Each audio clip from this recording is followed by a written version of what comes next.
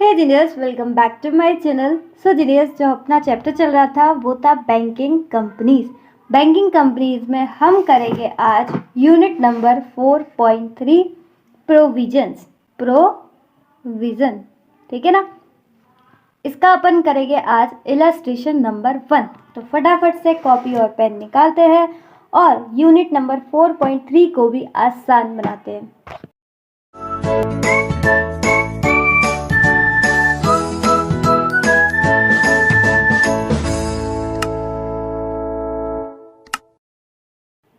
Question को read करते हैं।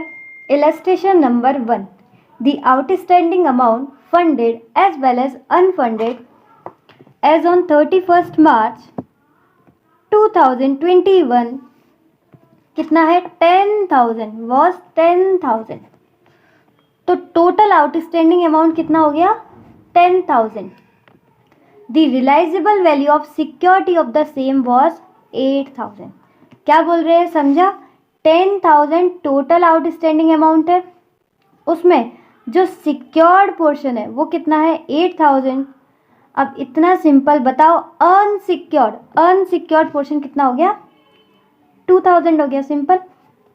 टोटल आउटस्टैंडिंग अमाउंट 10,000, सिक्योर्ड हमें बता रखा है 8,000, तो सिंपल है, अनसिक्योर्ड कितना हो जाएगा? 2,000। ठीक है ना। आगे पढ़ते हैं। Period for which the advance has remained in doubtful category. बोल रहे हैं ये जो अमाउंट अभी हमने बताया था ना आउटस्टैंडिंग, ये कौन सी कैटेगरी में आता है? डाउटफुल कैटेगरी में। ये भी उन्होंने बता रखा है कि ये डाउटफुल कैटेगरी में आता है, और इसे डाउटफुल कैटेगरी में आए हुए कितना टाइम हो गया, कितना पीरियड हो गया, वो भी बता रहे हैं। एज ऑन 31 मार्च 2021 को इस अमाउंट को डाउटफुल कैटेगरी में आए हुए कितना टाइम हो गया, कितना पीरियड हो गया? 2.5 ईयर्स। ठीक है ना। अब हमें क्या करना है? इस पर प्रोविजन क्रिएट करना है। तो आइए प्रोविजन की कंप्यूटेशन करते हैं। तो illustration number 1, solution computation of provision. ठीक है।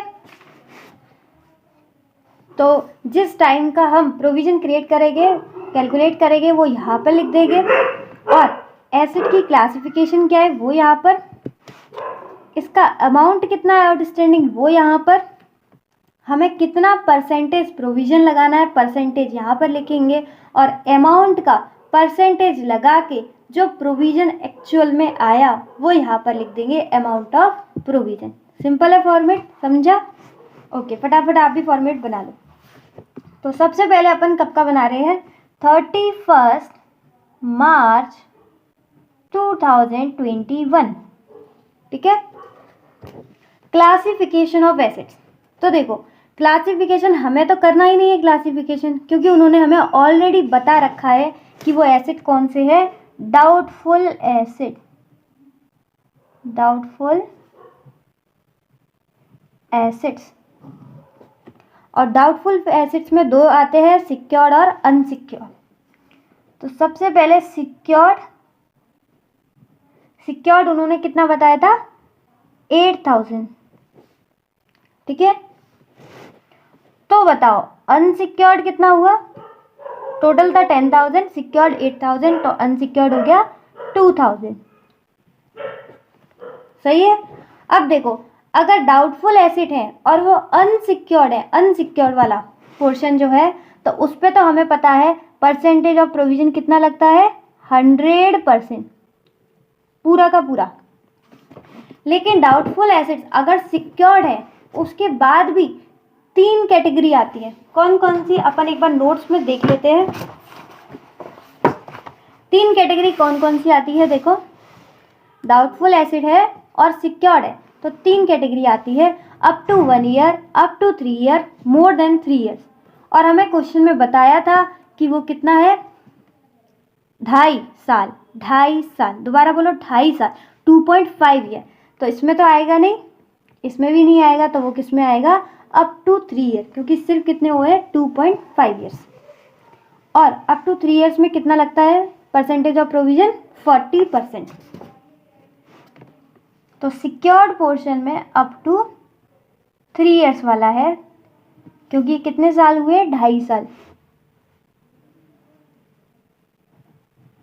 2.5 साल हुए ना, तो कितना आ जाएगा, अप टू 3 ईयर्स। कितना था 8,000, वो तो हमने ऑलरेडी लिख लिया है, लेकिन इससे पता चल गया परसेंट कितना लगेगा, 40%। तो देखो 8 4 जा 32, तो ये आ गया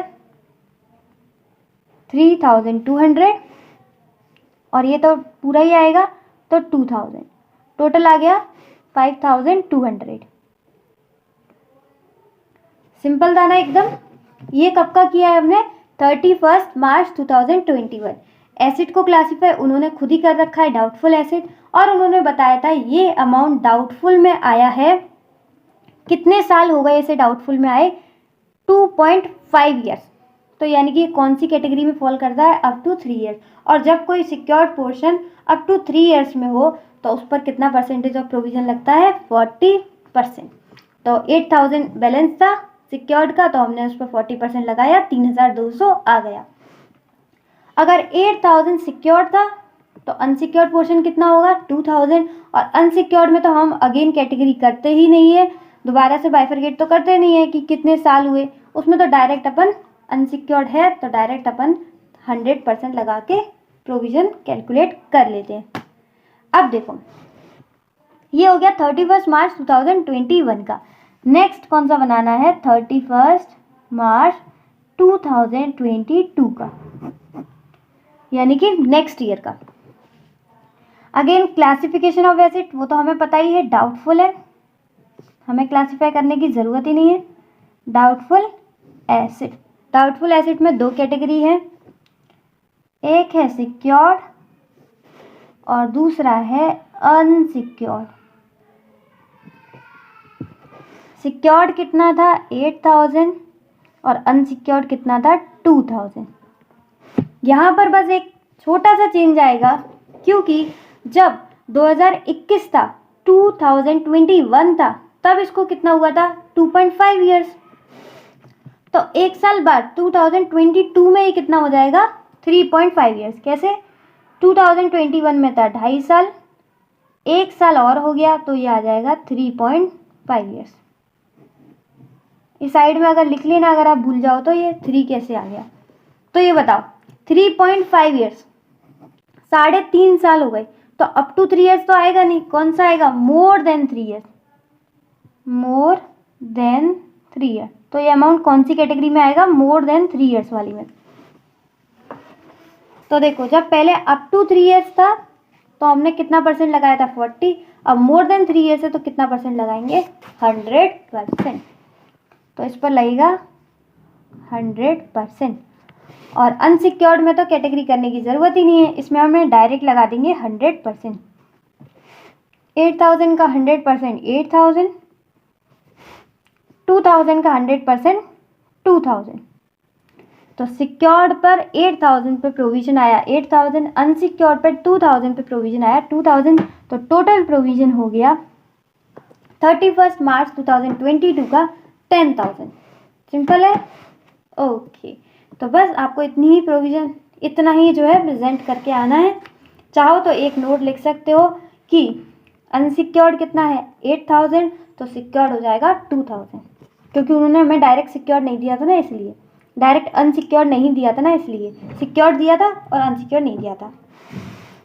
एक बार फटाफट से देख लो, अच्छे से आपने लिख ही लिया होगा।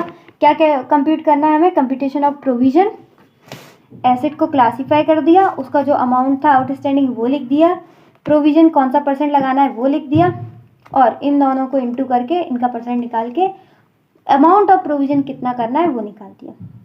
उन्होंने हमें बताया ही था कि डाउटफुल एसेट है, डाउटफुल एसेट में सिक्योर्ड भी बता दिया था, तो हमने उससे अनसिक्योर्ड पता कर लिया कि टोटल था 10,000, सिक्योर्ड है 8,000, तो अनसिक्योर्ड हो जाएगा 2,000।